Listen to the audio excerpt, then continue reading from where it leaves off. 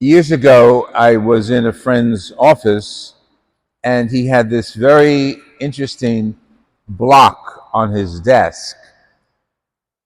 And on the top of the block, and it was hinged, so there were two pieces to the block, it said, "Jesus is coming." I said, "Oh, what is this? It's nice." He said, "Open it." Now, I can't say in church what the inside of the block said. Open it up. Jesus is coming. And boy, is he angry. Now, angry wasn't the word that was there, let me tell you. And I started laughing. I said, "Oh my goodness." But it's so on target. If Jesus were to come today, what would he find? He's gathering a kingdom to himself. He's organizing people. And that's not new to Jesus. We have our heritage in the Old Testament, and one of our ancestors, very important person, Abraham, also had a dream, a vision to follow his faith in God. And that's what Jesus is asking us to remember, to have faith in God as we journey in life, because we'll be ready for him when he returns. Now, we're busy people. We don't have time to worry about Jesus coming. Plus, our world is a little screwy. If he came here to the United States, came to New York, he'd see chaos, political, social. Okay, so he doesn't come here. Let him go to the Midwest, where there's floods and anger, people helping one another, good. Or if he went to California, forget it. He would be really angry. Because he established a kingdom and he taught what that kingdom was supposed to be like. People loving one another, people relating to one another, people preparing for his return. Now, he gives this example. He says, now if the master of the house knew that the house was going to be broken into, he would have been prepared. Use that as a metaphor for us.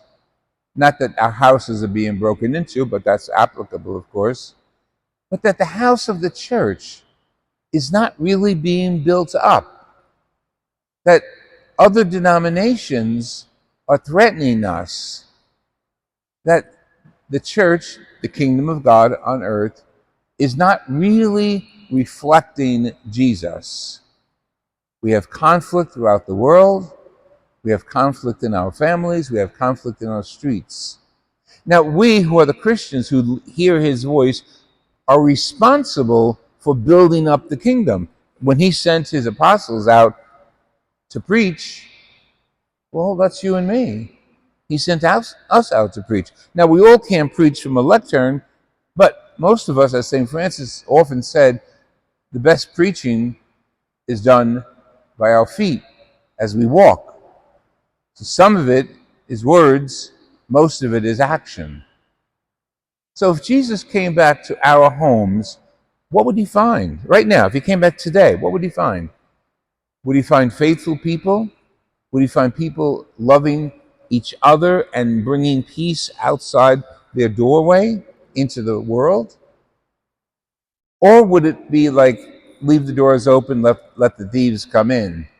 And the thieves are not real thieves, they're metaphors for all the things that distract us from following our mission of Jesus. We have examples today in the Holy Scriptures.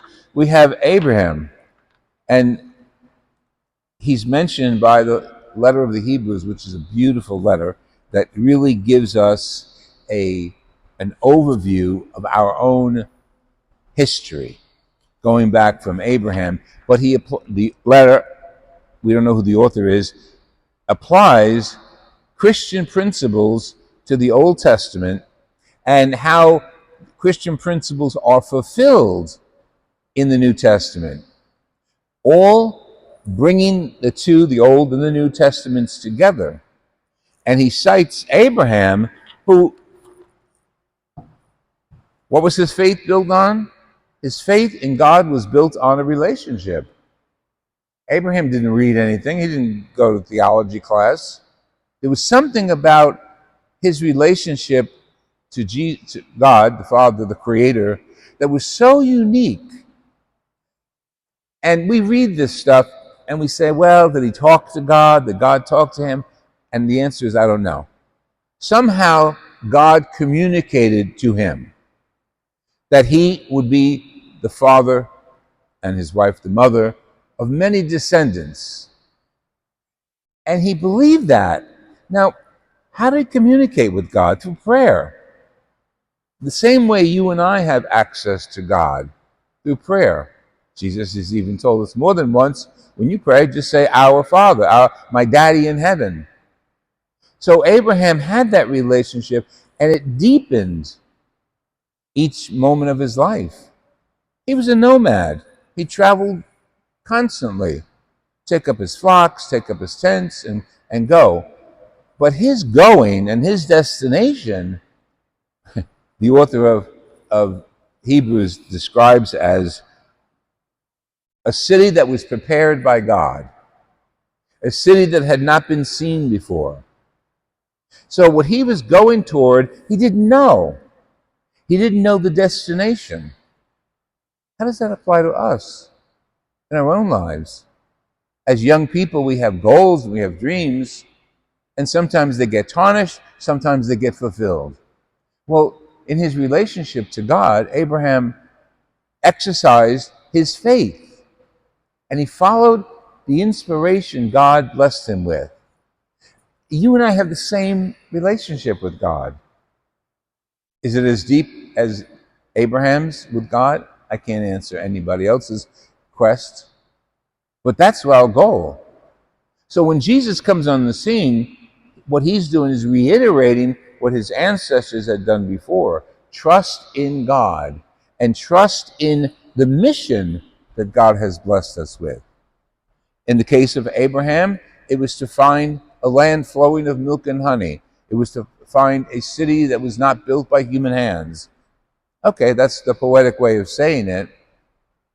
But historically, if we look to today's messengers, newspapers, Twitters, the Holy Land that he was sent to, the Holy Land where he established God's kingdom on earth, is in shambles. So yes, Jesus is coming, and boy, is he angry. Not because of Abraham, but because of all of the descendants of Abraham who have not lived up to the call of Abraham to establish God's kingdom on earth. And that could start right here in this church. We don't have to go to the Holy Land. We don't have to go to Russia. We don't have to go to other parts of the world. No. What is my goal? How am I answering the faith I have in God, in my life, in my relationship, in my city? See, God is always with us. And Abraham gives us a good example of that. He trusted God. Didn't necessarily see him, but he trusted him. We are privileged to see Jesus in the Blessed Sacrament and recognize it's Jesus. Abraham didn't even have that. So he had a real strong faith in God, and he followed God. The wisdom literature, the first reading, talks about many Jews and how they were distracted from their Judaism. This was after this diaspora. The Jews had left the Holy Land, and some of them settled in Greek territory. So the author of the Book of Wisdom in this section talks about the Passover and how significant that was, but it was a time during which people living in a foreign land were losing their faith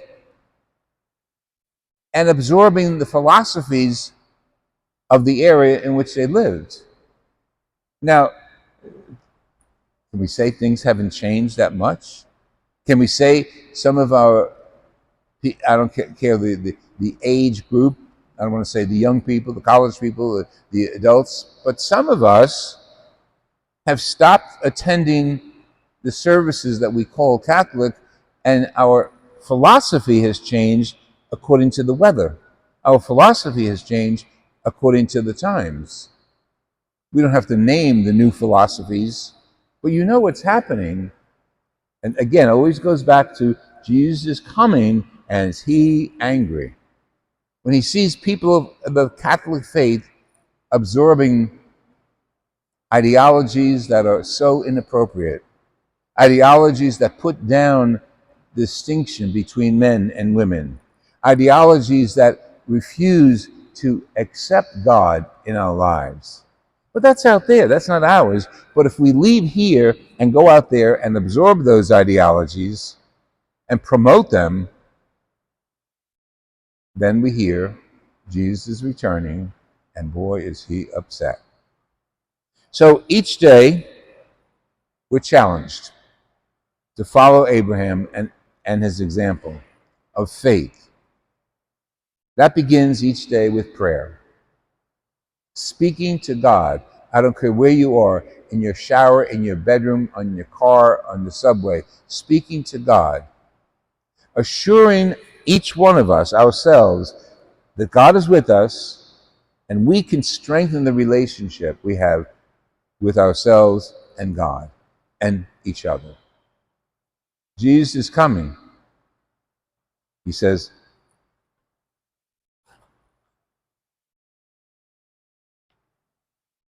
prepare, gird your loins, and light your lamps. What's that mean? Get ready, be observant, look at the signs of the times, because he's coming, and boy, is he angry.